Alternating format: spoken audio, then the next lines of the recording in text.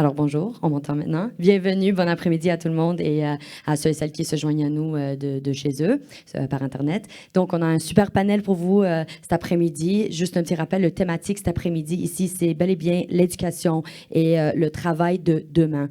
Donc, j'ai le plaisir d'introduire votre modératrice aujourd'hui qui, par la suite, va introduire les participants du panel. Mais pour commencer, Sophie Ginoux est avec nous aujourd'hui. Elle est journaliste, rédactrice et chargée de projet au groupe Velan Média. Je lui laisse la parole. Bienvenue, Sophie Ginoux.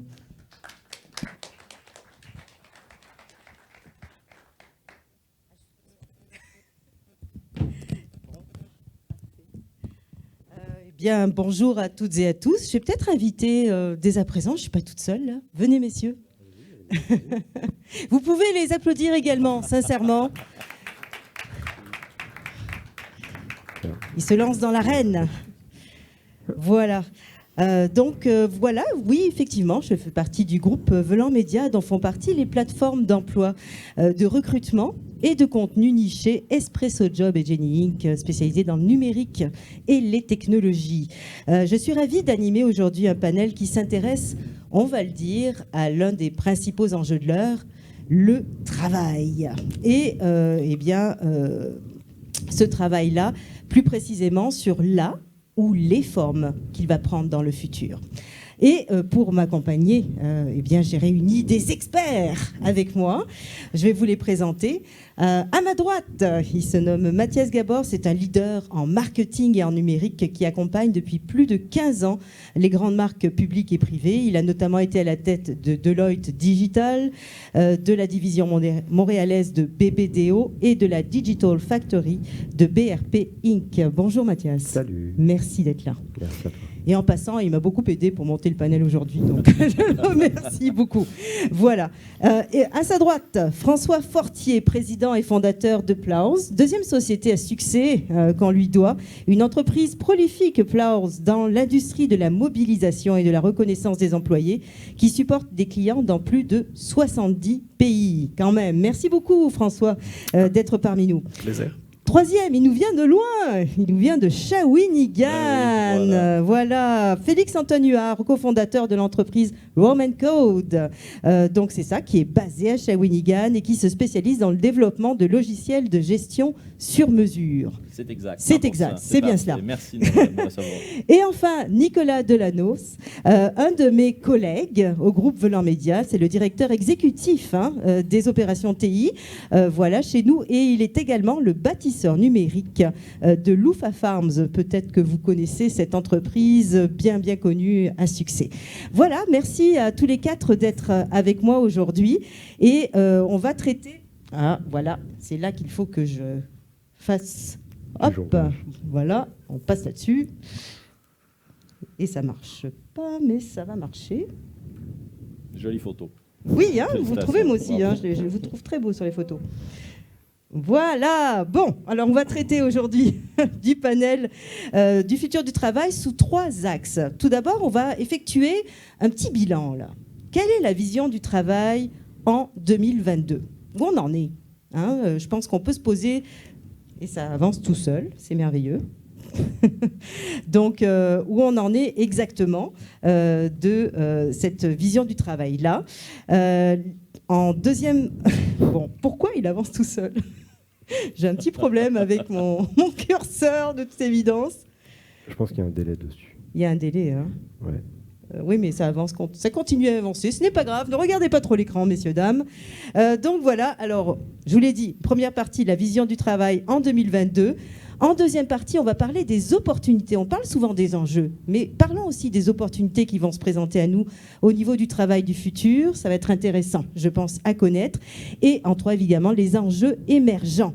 Parce qu'on n'est pas Madame Irma non plus, on ne peut pas se propulser dans 10 ans, mais néanmoins, je pense qu'on peut déjà voir les enjeux qui se dessinent et on peut pousser la réflexion un petit peu plus loin que justement les réactions qu'on a actuellement vis-à-vis du marché du travail. Pousser cette réflexion en termes peut-être plus philosophiques, pourrait-on dire, voilà, ou sociétal du moins. Allez, on embarque. Qu'est-ce que vous en dites ? Avec grand plaisir. Allez, Première partie, la vision du travail en 2022. C'est le vif du sujet. Ouf, il s'en est passé des choses dans les dernières années, on ne va pas dire le contraire, hein. Si je vous dis culture du travail en 2022, je pense que je vais passer la POC tout de suite à François, parce que dans le cadre de son travail, il est habitué à voir justement ce que cette culture du travail devient. C'est assez intéressant de voir l'expérience sociale qui s'est produite dans les 2 dernières années. Tout le monde en parle, l'accélération que la pandémie a créée au niveau des cultures, au niveau des méthodologies, au niveau des technologies qui ont été utilisées. Et une des grandes réalisations qui a été faite, c'est que toutes les entreprises le disaient avant, mais c'est devenu vrai pendant la pandémie, c'est le plus grand différenciateur d'une entreprise, c'est ses gens. C'est son monde, c'est ces gens qui produisent, c'est ces gens qui contribuent à l'entreprise. Et la deuxième réalisation qui est assez marquante, puis qui me fait des fois un peu clocher aujourd'hui quand on parle du retour au travail, c'est que la culture, c'est pas un lieu. La culture, c'est des croyances, c'est des pratiques, c'est des mœurs, c'est des valeurs qui sont vécues par les employés au quotidien. Mais c'est pas une table de ping-pong, c'est pas une machine à popcorn. Donc, quand on parle de changement culturel, on parle de ses coutumes, on parle de valeurs d'entreprise qui sont transposées dans la décision quotidienne des employés. Et on essaie de retirer cette connotation physique de comment on fait pour vivre notre culture si nos gens ne sont pas ensemble, comment on fait pour se voir. La technologie est là pour ça. La technologie nous a aidés à avancer. La technologie était là avant, mais je crois que la pandémie nous a forcés à adopter cette technologie-là. Donc, c'est assez intéressant de voir les changements rapides qui sont passés pendant la pandémie, tous les avancements qu'on a faits et peut-être une crainte aussi du retour du balancier trop rapide sans utiliser des données pour voir est-ce que tous ces avancements-là nous ont vraiment permis d'être plus productifs. Notre culture se mesure comment? Est-ce que c'est vraiment présentéisme qu'on mesure cette culture? Donc, il y a beaucoup d'avancements qui se sont produits et je trouve ça très intéressant de voir maintenant toute cette donnée-là. On est riche en données, comment elle va être analysée et comment on va l'utiliser pour améliorer l'expérience employée, la culture, la productivité des gens, que ce soit au niveau de l'autonomie ou de la flexibilité. Transformation numérique, hein. On a évoqué un petit peu cela dans ce que vous dites. On pourrait dire même accélération numérique, même si le Québec, on va se le dire, accuse un petit peu de retard en la matière. Qui voudrait parler de cela un petit peu? Surtout pas un Français d'origine. Je pense que ce qui est intéressant de mentionner, en fait, c'est qu'on est une culture, je pense, québécoise qui a toujours été axée sur l'innovation. Donc, oui, on accuse peut-être un retard, mais on s'inspire toujours des tendances. Puis moi, je vois ça d'un bon œil, dans la mesure où on a l'opportunité, justement, de peut-être refaçonner ce qui s'est déjà fait ailleurs. C'est toujours ça l'avantage d'être deuxième dans une course, c'est qu'on voit ce qui se passe en avant, on s'inspire de ce que fait les bons joueurs, mais on est capable d'adapter à notre propre sauce. Puis je pense qu'une des facettes, une des composantes super importantes de la recette québécoise du travail en 2022, vous l'avez mentionné, François, c'est l'humain.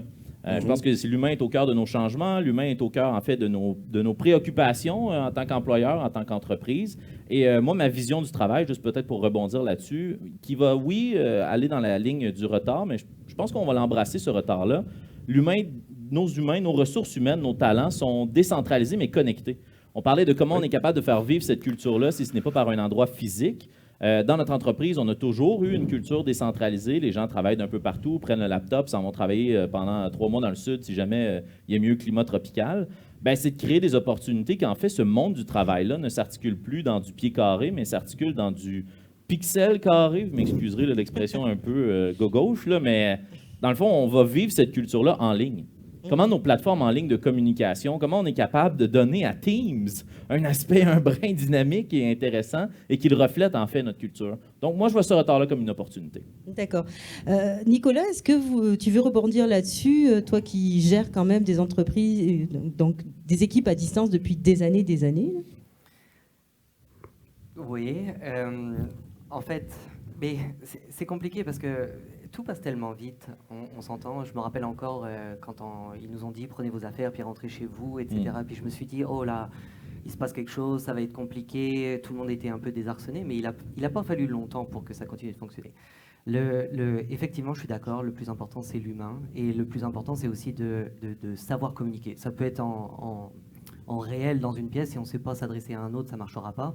Et du coup, communiquer sur Internet, c'est la même chose. Donc, au final, on a poussé les technologies pour faire en sorte que ça fonctionne.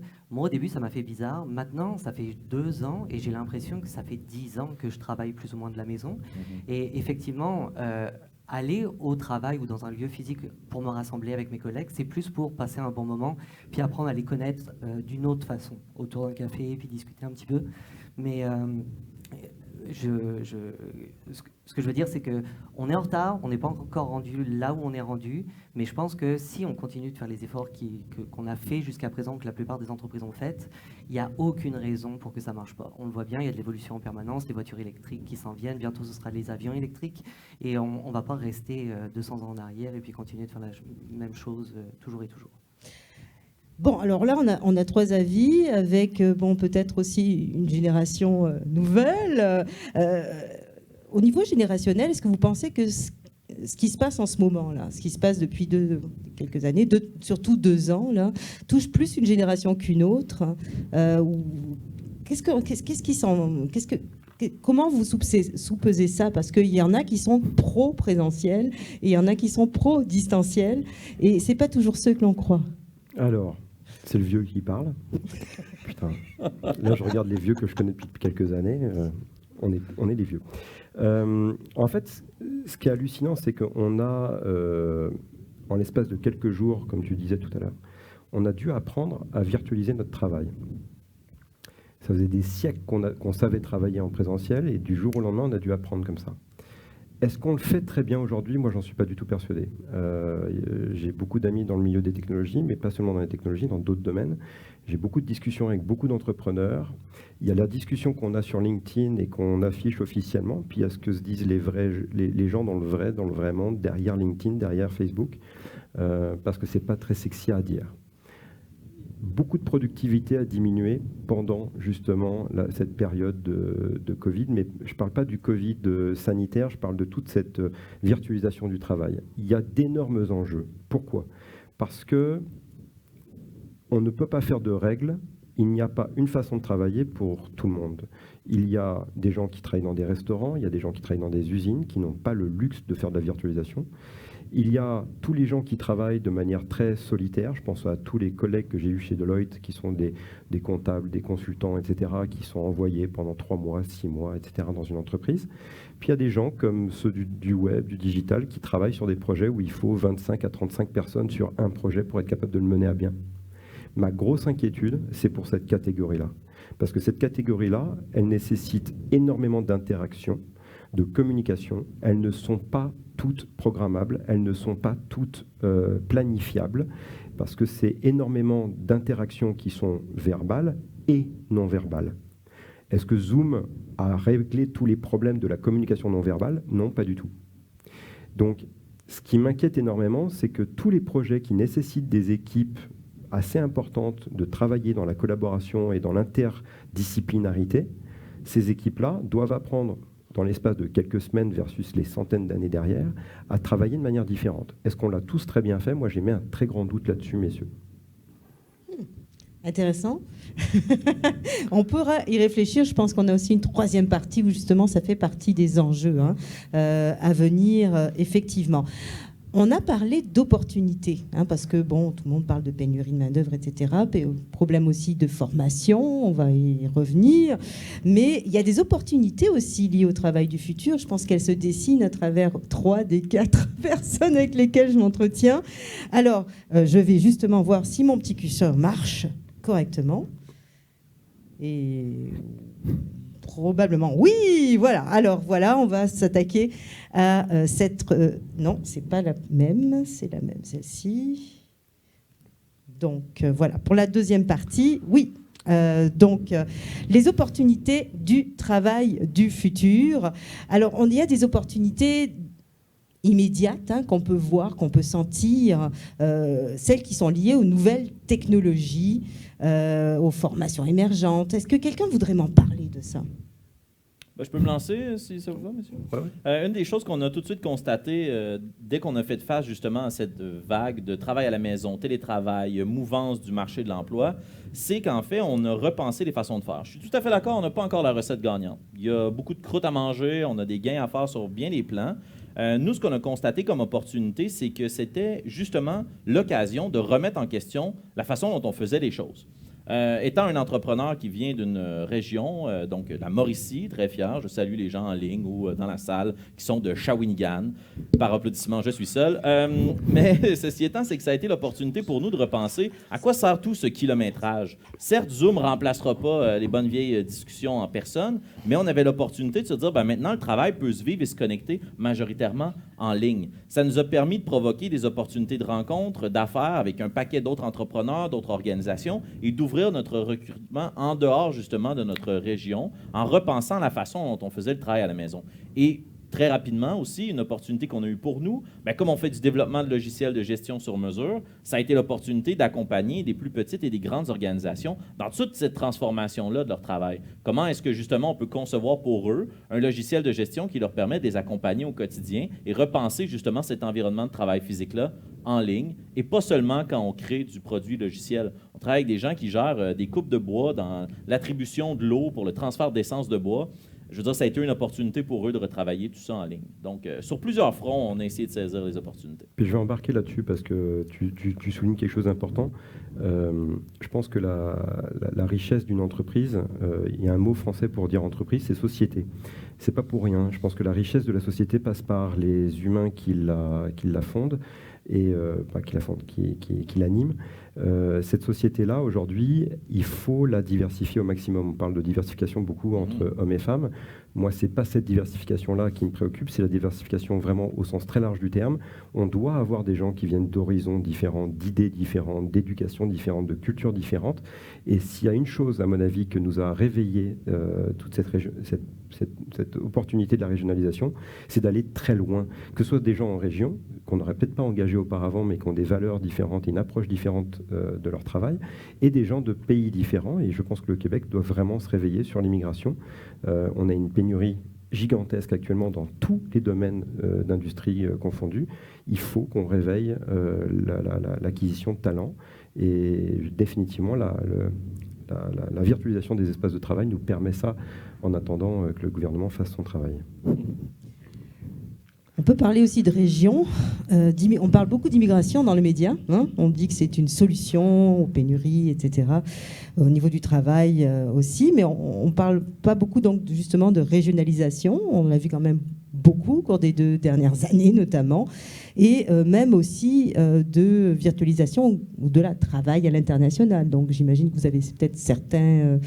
personnes de votre équipe justement qui vont travailler en Sud pendant 3 mois ou etc. Alors est-ce que c'est quelque chose que vous trouvez intéressant? C'est une bonne piste ça pour le futur?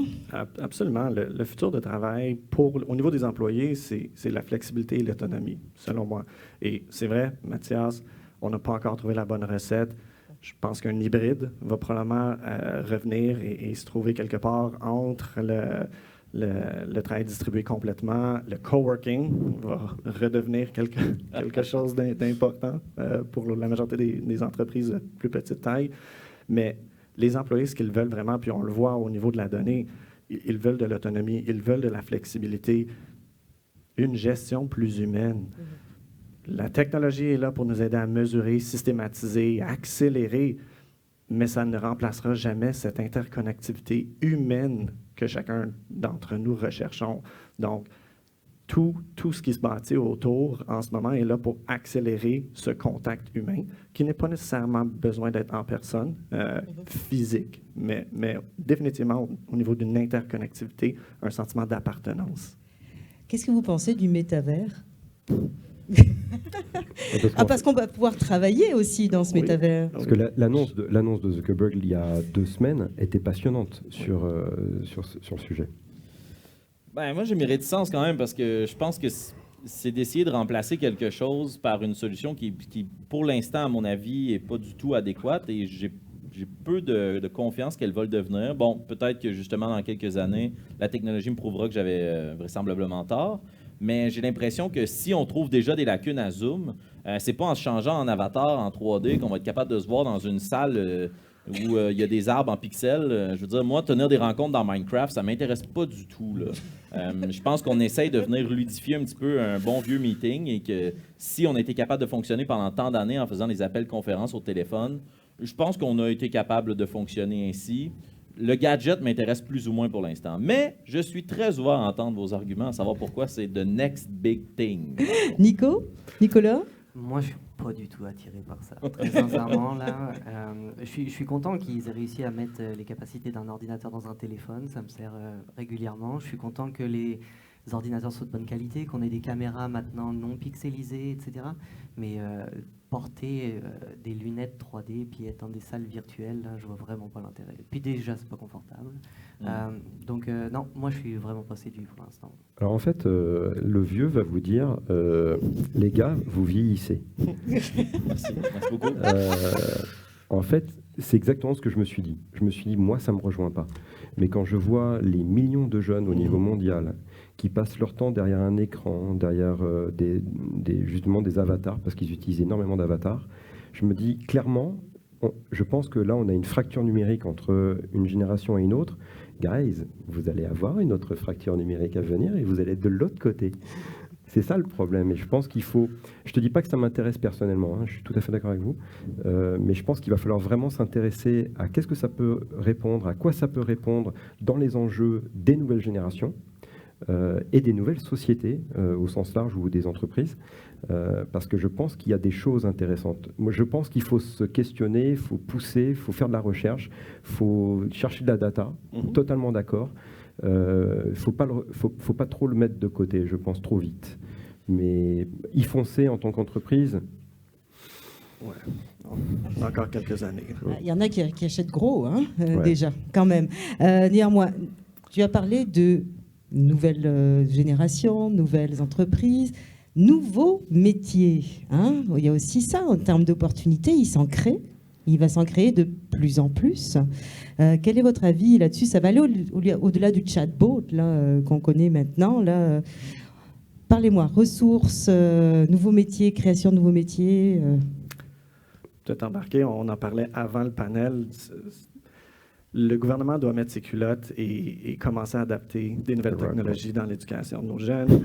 On doit commencer à parler coder, on doit parler d'ouvrir les technologies dans le système d'éducation, pas juste au niveau du hardware, mais aussi software. Il faut qu'on commence à comprendre davantage, qu'on utilise une approche engineered à l'éducation qui n'a pas été revue et revisitée depuis quelques années.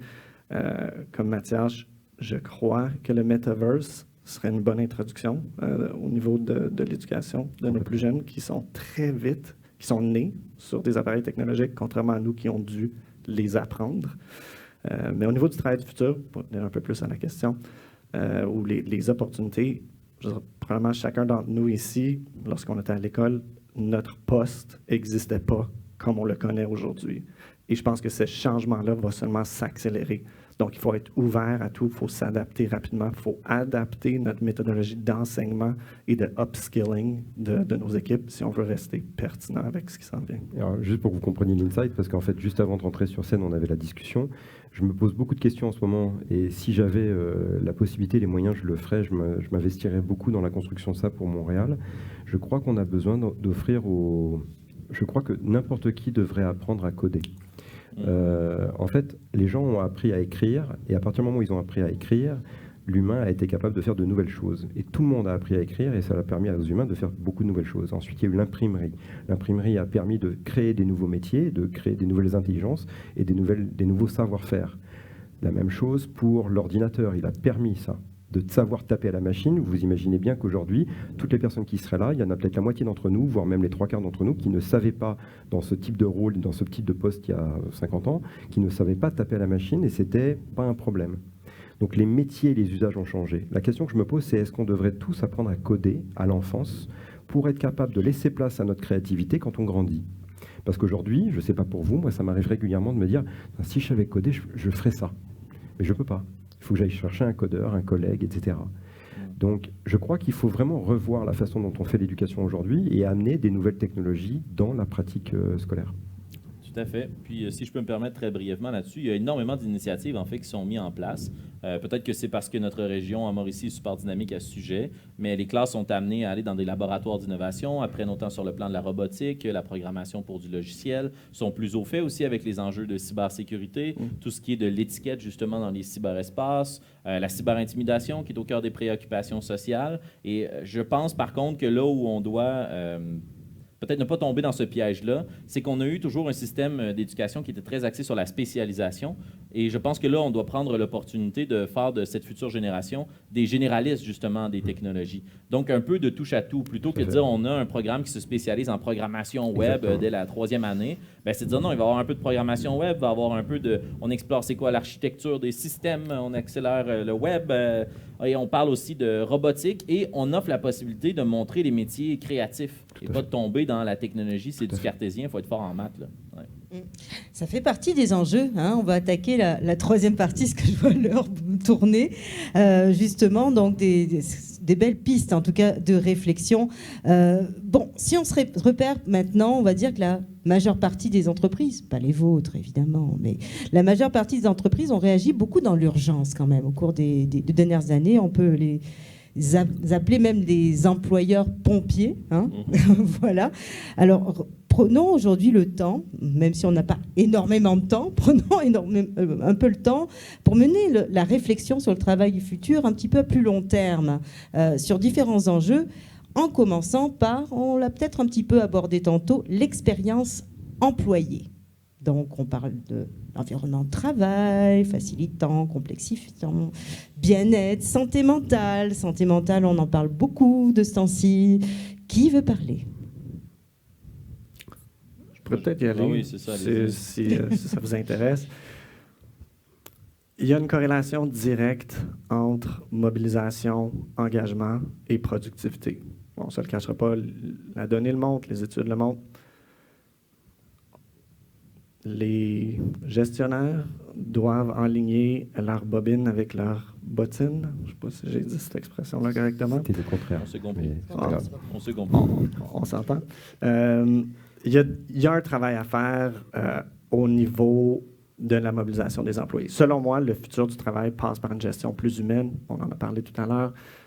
Le bien-être, la santé mentale, la bienveillance de nos employés, c'est ce que les gens recherchent de plus en plus. Puis on ne parle pas juste générationnel, on parle d'un alignement entre la mission de l'entreprise et nos valeurs personnelles. Je dirais à 42 ans, c'est quelque chose qui me préoccupe énormément et j'essaie de le vivre au quotidien avec mes employés. Mais ça passe aussi par inclure les employés dans le processus décisionnel. Trop longtemps, on a géré d'une certaine façon, paternaliste, pour utiliser un adjectif, et je crois que le retour du balancier est important, d'amener la voix de l'employé au quotidien, avoir le pouls, le sentiment de l'employé, être plus inclusif dans son style de gestion. Personnellement, je crois que c'est par là que ça passe tous les emplois du futur et l'employabilité. Je vais faire un millage là-dessus, dans le sens que je suis tout à fait d'accord avec toi, parce qu'en plus, ce qui m'inquiète, c'est qu'il y a une énorme égocentricité qui est en train de se créer chez l'humain à travers la planète. Oui. Okay, et c'est totalement en opposition avec le principe d'une entreprise. Le principe d'une entreprise, c'est de collectivement créer de la valeur et plus fort que l'autre, hein, parce que c'est le but d'une entreprise privée. Comment tu fais de l'égocentrisme la capacité à nourrir quelque chose qui est purement collectif ? Et c'est là où ta réponse, elle m'intéresse, parce que si les gens ne se sentent pas engagés et que la seule chose qui les intéresse à la fin de la journée, c'est en étant chez eux, avoir un payroll qui rentre dans le compte en banque, comment va-t-on créer de la valeur ? On a parlé beaucoup de quiet quitting, par exemple, Oui, absolument. dans les médias. Manque de loyauté envers l'employeur, aucune appartenance. Donc c'est sur ça qu'il faut focaliser. Comment vous faites ça, vous ? Ouais, je pense qu'une des choses, c'est de reconnaître en fait que l'humain, bien que chez lui, décentralisé, déconnecté, on représente maintenant une partie de son quotidien. Avant, on avait l'employé un peu captif dans les bureaux, donc on était la vaste majorité de son emploi du temps dans le travail. Tandis que là, souvent, les journées vont s'étirer, vont s'entrecouper de d'autres préoccupations, de d'autres emplois. de d'autres opportunités d'affaires.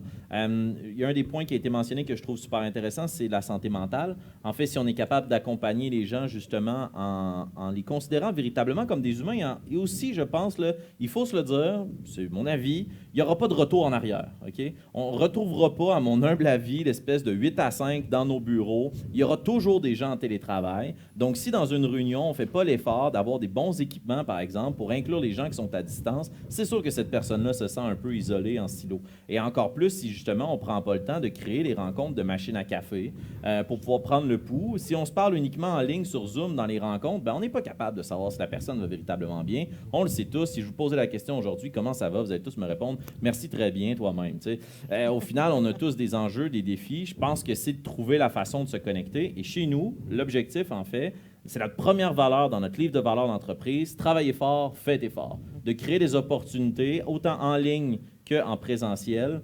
de décrocher complètement du travail. Je faisais la blague tantôt que je ne veux pas tenir de meeting dans Minecraft, mais hier, toute notre équipe, ou presque, s'est réunie dans Minecraft pour une séance de jeu en ligne. C'est sûr qu'on a l'avantage de ne pas être une entreprise de plusieurs centaines d'employés, mais on a miné du bloc ensemble, puis ça a permis de créer des connexions humaines, et je pense que ces connexions humaines-là vont être plus autonomes et que c'est entre les employés qu'il va y avoir cette sensation de prendre soin de soi, prendre soin des autres. Oui, mais enfin, je comprends, mais il y a quand même c'est parfait pour des boîtes comme les vôtres où il y a tout le monde est travaillé chez lui. Comment vous faites dans le milieu de la restauration? Comment vous faites dans les milieux des usines? Oui, il y a la notion d'équité il faut une équité quand tu es dans un gouvernement, par exemple. J'espère que le gouvernement, il y a des gens qui nous écoutent, mais j'ai peu d'espoir. Mais vraiment, comment vous faites dans une logique d'équité? Parce que celui qui se tue à la tâche en usine va regarder celui qui va promener son chien à 13h, 13h30, et il va dire mais moi j'aimerais bien avoir ce droit-là. Ben, tout à fait, mais je pense que chez nous, on est un peu geek, on tripe pas mal sur les grands super-héros, Minecraft, mais aussi Peter Parker, de grands pouvoirs viennent avec de grandes responsabilités. Donc, si on a le pouvoir d'aller promener son chien à 13h30, bon, on a la responsabilité de se reconnecter le soir aussi. C'est un peu là la différence, je pense, avec... moi, je parlais des autres, je parle de la santé mentale de l'autre. De l'autre... De celui qui ne peut pas le faire. Ah, tout à fait. Ben là, en fait, vous en reveniez tantôt à parler de l'entreprise est une société. Je pense que notre société aussi, on doit prendre soin les uns des autres. Et cette équité-là, je ne veux pas être pessimiste, mais je pense qu'elle va être très difficile à venir remplir. Là. Je pense que c'est important que les employeurs en prennent conscience. Et parce que oui, c'est vrai qu'au sein d'une même entreprise, il peut y en avoir qui sont en télétravail et d'autres qui n'ont pas le choix d'être là. De ton côté, Nicolas, est-ce que tu veux réagir là-dessus? Bah, j'avoue que c'est compliqué. Je me rappelle, il y a quelques années, là, il y avait un département qui avait le droit de travailler de la journée, de chez eux, une journée par semaine. Puis c'était comme tous les autres départements se disaient, mais mon Dieu, qu'est-ce qu'ils ont fait pour avoir ce privilège? Et alors qu'on était pas malheureux, on se disait... On a fait quelque chose de mal, on est puni, là. Eux, ils ont le droit, pas nous. Donc j'avoue que c'est très compliqué, puis c'est très très compliqué pour les ressources humaines, parce que c'est bien souvent le bureau des plaintes, là, dès l'instant qu'il y a quelque chose qui ne va pas bien dans la société, dans l'entreprise. C'est eux qui ramassent tout ça, puis ils n'ont pas la science infuse non plus, ils n'ont pas des réponses à toutes les questions ou des solutions à tous les problèmes. Donc j'avoue que c'est très compliqué. Par contre, moi, je suis pour toutes les personnes qui effectivement peuvent travailler de la maison, autant qu'ils en profitent pour travailler de la maison. Ça fait, même si le trafic est infernal, là, ça fait du monde en moins sur les routes, ça fait, on est moins stressé. Moi, je me rappelle, j'étais chaud comme la braise quand j'arrivais après 1h30 de trafic là au bureau. J'étais crevé comme s'il était 5h le soir. Donc, si on peut le faire, il faut le faire.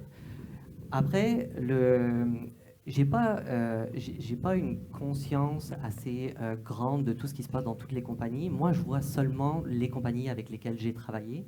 Et moi, actuellement, là, j'ai aucun problème avec ça, avec le travail à distance. J'ai rencontré une fois mes collègues de travail, alors qu'il y avait une occasion sociale dans la compagnie. On s'est rencontrés. Je les avais jamais vus. J'ai été embauché, je les ai jamais vus. Et puis, c'est mon équipe avec qui je travaille tous les jours.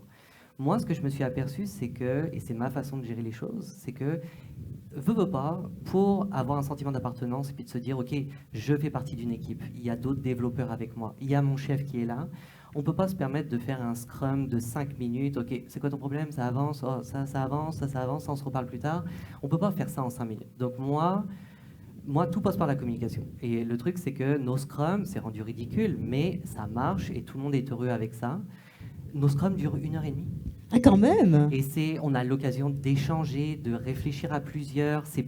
On se rencontre tous les matins, on discute. Si ça dure 30 minutes, ça dure 30 minutes. Si ça doit durer plus longtemps parce qu'on a le goût de jaser et de réfléchir ensemble à un problème, on le fait. Une deuxième technique que j'encourage les gens aussi à faire, là, c'est que moi, autant comme j'aime être dans ma bulle, comme la plupart des développeurs, là, il y a des moments, travailler tout seul, avoir le syndrome de la page vierge, là, puis taper du code, puis se dire, OK, où est-ce qu'on s'en va? C'est frustrant. Donc moi, j'invite sur notre chat d'équipe, là, je dis, celui qui le désire peut me rejoindre dans mon meeting. Et puis je suis tout seul dans mon meeting pendant 10 minutes, puis d'un seul coup, j'ai un qui arrive, deux qui arrivent, et puis on travaille. Puis on travaille pas forcément sur la même chose, mais on travaille comme si qu'on était dans un open space, et du coup, ça aide. Donc, et moi, je m'aperçois que pour éviter les futurs enjeux avec le télétravail, ça va être très important d'offrir le plus de support possible à tous les employés, en tout cas qui sont dans la même équipe, et ça peut se faire très bien à distance. En tout cas, c'est ma façon de faire les choses, et puis ça va. Intéressant. Alors, beaucoup. Tu permets? Moi, j'ai Oui. une question pour lui, parce que Oui, en fait, ce que tu dis, si je le rephrase, ça demande aux gestionnaires, puis c'est ce que tu disais tout à l'heure, ça va demander aux gestionnaires, quels que soient les niveaux, d'être beaucoup plus empathiques et d'être beaucoup plus centrés sur l'expérience qu'ils veulent offrir à leurs employés. Et moi, je vais vous poser une question qui me tracasse énormément. Je pense qu'il y a un très gros danger de donner, à travers toute cette nouvelle façon de travailler, beaucoup de place à des gens extravertis.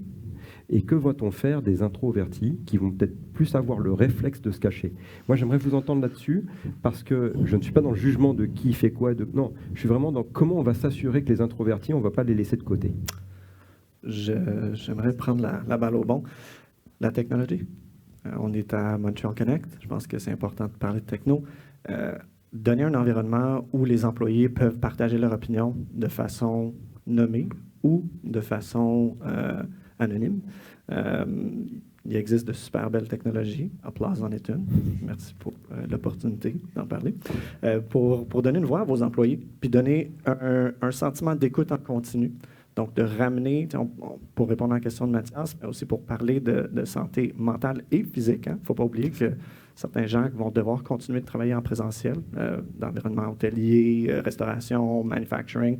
Et c'est important que ces gens-là se sentent tout aussi en sécurité au niveau de leur travail que des gens qui sont en télétravail. Ce n'est pas parce qu'on est en télétravail qu'on est à l'abri de l'épuisement, qu'on est à l'abri de troubles de santé mentale, même qu'on en a vu se développer durant la pandémie. Donc, de poser les bonnes questions à ses employés, de leur donner un médium de partager leur opinion, que ce soit de façon nommée ou anonyme, et surtout de capturer cette information-là et d'agir sur cette information-là, avoir quelque chose pour l'agréger et de trouver des solutions communes. Très intéressant, ce qui nous amène à la conclusion, puisque là, on a donné plein de pistes, hein, je pense, au niveau de réflexion, mais on va synthétiser ça dans la conclusion. En l'occurrence, donc, il est impossible de dessiner un portrait type du travailleur du futur. Je ne vous le demanderai pas, là, aujourd'hui. Ça sera un peu compliqué. Mais j'ai 2 questions pour chacun de vous. Synthétique, là. On répond de manière synthétique. La première est la suivante. S'il y a un point que vous trouvez intéressant concernant le travail du futur, dites-le moi. Et un point, à l'inverse, inquiétant. Donc, un point intéressant, un point inquiétant. Et une deuxième question, c'est très bien qu'on pousse la réflexion aujourd'hui, qu'on parle entre nous, mais c'est bien d'agir aussi. Alors, qu'est-ce que vous conseilleriez de faire pratiquement, aux gens qui nous écoutent, ici dans la salle, et peut-être aussi virtuellement, de faire en sortant de cette rencontre? Allez. Vas-y, on va y aller dans l'ordre. Okay. Briser la glace, briser la glace. Bien Mathias, parti. tu veux continuer? Ce qui m'inquiète, c'est la déconnexion des gens et la perte de productivité, et la perte d'humanerie dans notre travail, parce que j'ai besoin de ça, moi, dans la vie. Il y en a qui en ont beaucoup moins besoin, je le sais. Donc ça m'inquiète. Les opportunités, ça va nous forcer à aller vers ailleurs. Ça va nous forcer pour découvrir de nouveaux horizons, d'aller à l'étranger, d'aller rencontrer des ressources qui peuvent être dans d'autres pays et de travailler avec des gens qui qui viennent d'ailleurs, avec des façons de faire, etc. Ça, je trouve ça passionnant. Et ta deuxième question? Et la deuxième question, que vous conseillez? Qu'est-ce Que nous je conseille? conseilles-tu de Alors, faire concrètement? Là, moi, je vais faire son pitch, il va le refaire une deuxième fois derrière. Pour moi, tout est une question d'information. Donc là-dessus, je suis totalement aligné avec lui. Il faut absolument, si j'étais vous aujourd'hui, si vous n'avez pas de données sur votre workforce, vos équipes, il faut que vous alliez chercher régulièrement de la donnée et valider cette donnée-là et agir sur cette donnée-là, démontrer aux employés que vous agissez sur cette donnée-là. François. Inquiétude, l'économie. J'ai peur qu'à mesure que l'être humain commence à ressentir les effets de toutes ces interventions gouvernementales dans notre économie pour essayer de manipuler l'économie, les pousse à des décisions difficiles, à mesure qu'on a de la misère à payer notre épicerie, notre loyer, notre auto. J'ai peur de comment l'humain va réagir. Ce que je trouve prometteur, une société exceptionnelle, on a innové dans les dernières années. La démocratisation et l'accès à la technologie, maintenant, il n'y a plus de raison. Les entreprises ont tout à leur disposition. Au niveau du déploiement, au niveau du coût, tout est là. Saisissez-la. Et s'il y a une chose que je pourrais donner comme conseil, pour suivre à ce que Mathias a dit, un employé mobilisé est un employé productif. Et vers où on s'en va dans cette économie incertaine, on a besoin que nos meilleurs employés restent et on a besoin que nos meilleurs employés restent heureux et productifs au travail. Donc, investissez dans la mobilisation de vos employés. Très bien dit.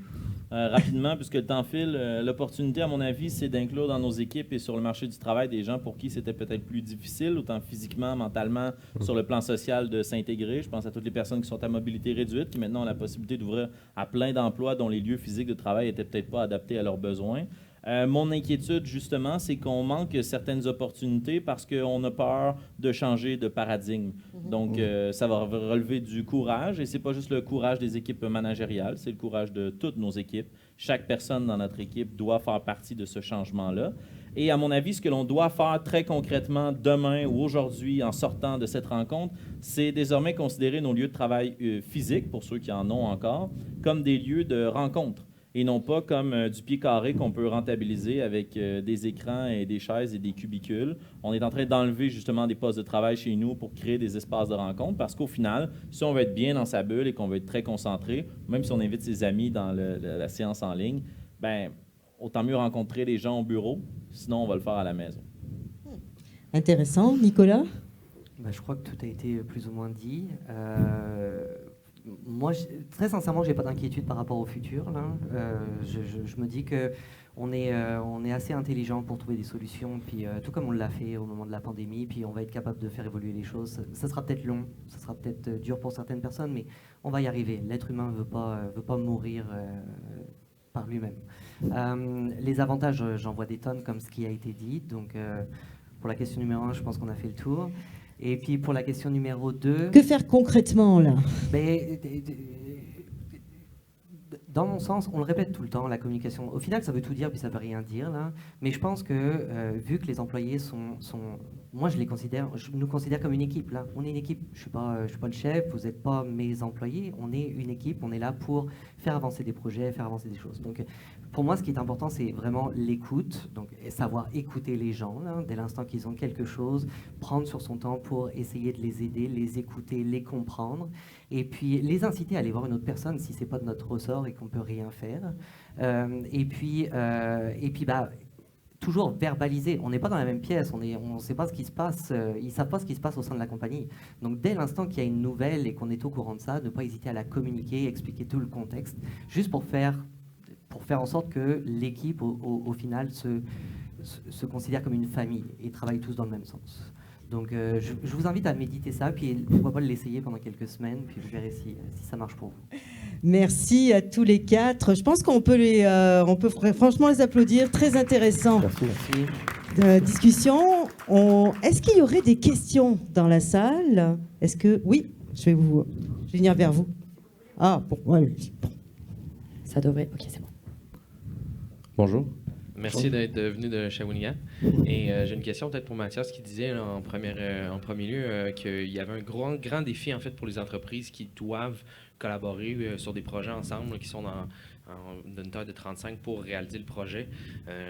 Conseillez quoi aux entrepreneurs, aux employeurs qui doivent contrer la pénurie de main-d'œuvre, travailler sur une rétention, le capital humain, la valeur. Je vais essayer d'être super concis parce qu'on a fini normalement le temps. Premièrement, il faut s'assurer de recruter les bons talents qui fonctionnent avec ta façon d'opérer dans ta compagnie. Ce n'est pas tous les talents qui fitent avec toutes les valeurs d'entreprise. Donc, il faut s'assurer de recruter parfaitement, autant du niveau de l'expertise que sur la façon de travailler, plus seulement sur le savoir-être. Parce qu'avant, c'était savoir-être et façon de travailler. Je pense qu'il faut savoir, il y a entre deux, là, c'est comment tu as envie de travailler. La deuxième chose que je dirais, c'est qu'il faut absolument, sur la question du remote, faire en sorte que les gens qui vont au travail, quand ils y vont, c'est pour ne pas se retrouver dans un cubicule à faire du virtuel. Donc il faut absolument obliger, puis ça je suis désolé, je suis un emmerdeur là-dessus, il faut obliger à ce que tous les lundis, par exemple, tout le monde vient, et ensuite toutes les équipes ont un autre jour qu'ils choisissent, mais toute leur équipe doit venir. Et ce sont des moments de rencontre. Tu vas faire un scrum d'1h30, tant mieux. À la rigueur, je m'en fiche, mais il faut que les gens se voient. Parce que c'est pas vrai que tu pourras garder des employés engagés, talentueux, plein de passion pour l'entreprise, si on se voit jamais et qu'on partage rien ensemble. Donc ça serait mes deux choses très importantes. Recrutement et organisation du travail. Y a-t-il quelqu'un d'autre qui souhaiterait poser une question? Non? Je pense que vous avez été très clair et très complet, messieurs. Hein. Donc, voilà, bien, merci beaucoup. Merci à vous. C'était une très, très belle rencontre. Merci à vous. Merci. Et merci également à notre modératrice Sophie Ginou, tout le monde. Merci. Merci Sophie. Merci beaucoup. Très, très belle présentation et beaucoup de perspectives. Hein. Vraiment très enrichissant. Merci. Merci. Et donc, mesdames et messieurs, on a un petit ajout un peu spécial aujourd'hui. Il va y avoir une remise de prix, en fait. Fait que si on est prêt, j'invite sur la scène... excusez-moi, Véronique Lewandowski, qui est directrice de marketing et chef de produit chez Velan Média. Je lui laisse la parole, elle va vous expliquer comment ça va fonctionner. Vous pouvez monter avec... C'est bon. Merci. Véronique Lewandowski.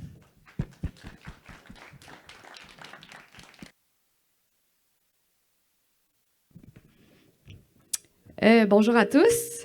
Je suis vraiment ravie de remettre aujourd'hui le tout premier prix du meilleur employeur technologique du Québec au nom du groupe Velan Média et plus précisément au nom de ces deux plateformes dédiées aux emplois numériques et technologiques, Espresso Job et Génie Inc.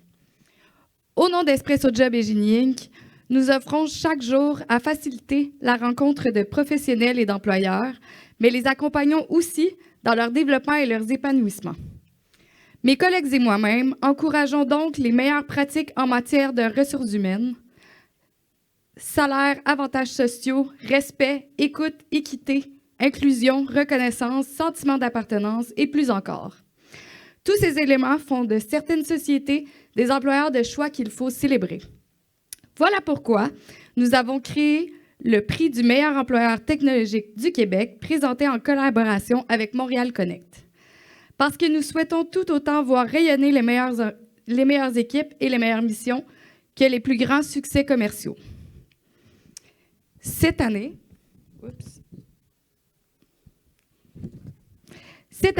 7 experts issus du milieu des ressources humaines, des technologies et de l'entrepreneuriat ont analysé les dossiers de plusieurs entreprises finalistes pour sélectionner celles qui se mériteraient le prix. Je remercie donc chaudement Michel Noël, directeur du Centre de formation continue de la Faculté de génie de l'Université de Sherbrooke et président suppléant du CA de l'Ordre des ingénieurs du Québec. Alain McKenna, journaliste chevronné de l'actualité économique et technologique depuis la fin des années 1990, notamment pour Le Devoir. Michel Arcan, professionnel titulaire du département de gestion des ressources humaines à l'Université de Québec à Trois-Rivières. William Marchand, président de Webisoft, une entreprise de conseil en transformation numérique et développement de produits logiciels. Patrice Chartrand, directeur général du département de solutions numériques intelligentes de l'entreprise CAE, spécialisée dans la fabrication de composants pour l'industrie aéronautique et aérospatiale. Et Mehdi Benboubaker, directeur général du Printemps numérique et organisateur de l'événement international Montréal Connect. Et maintenant, passons au moment le plus attendu de ce concours, l'annonce du gagnant. J'ai donc l'immense plaisir de remettre le prix du meilleur employeur technologique du Québec de l'année 2022 à l'entreprise Mirigo.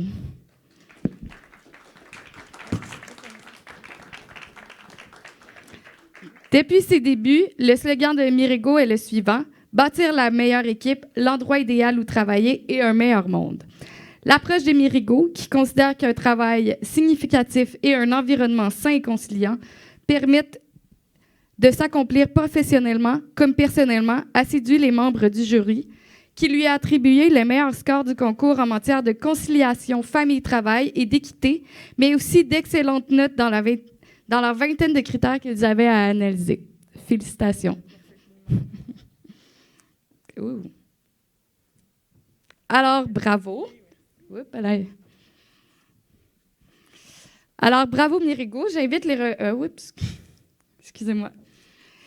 Donc, Elisa F. Dessert, directrice de l'équipe de produits, ainsi que Marie-Laurence Huard-Giroir, de l'équipe de recrutement de développement, à venir. Félicitations. Merci beaucoup. Je vous invite à dire un petit mot au micro. Bien sûr. Et merci infiniment. On est très fiers et honorés de recevoir ce prix. C'est merveilleux de recevoir une reconnaissance de la sorte pour qu'est-ce qui nous propulse à chaque jour. Mirigo a été fondé en 2007 avec les trois objectifs très simples que vous avez mentionnés: bâtir la meilleure équipe, l'endroit idéal où travailler et surtout faire un monde meilleur. Jamais chez Mirigo, vous allez entendre la notion d'employé. On l'a beaucoup entendu aujourd'hui. Chez Mirigo, vous retrouvez des membres de l'équipe. Sans eux, on n'arriverait pas au succès qu'on a aujourd'hui. Donc, pour nous, d'avoir cette reconnaissance, c'est surtout au nom de tous les membres de l'équipe et surtout de confirmer qu'on doit continuer dans cette voie-là. Donc, merci au jury d'avoir analysé et d'avoir reconnu Mirigo. Et merci à Expresso Job. On est extrêmement fiers de recevoir ce prix aujourd'hui. Merci beaucoup.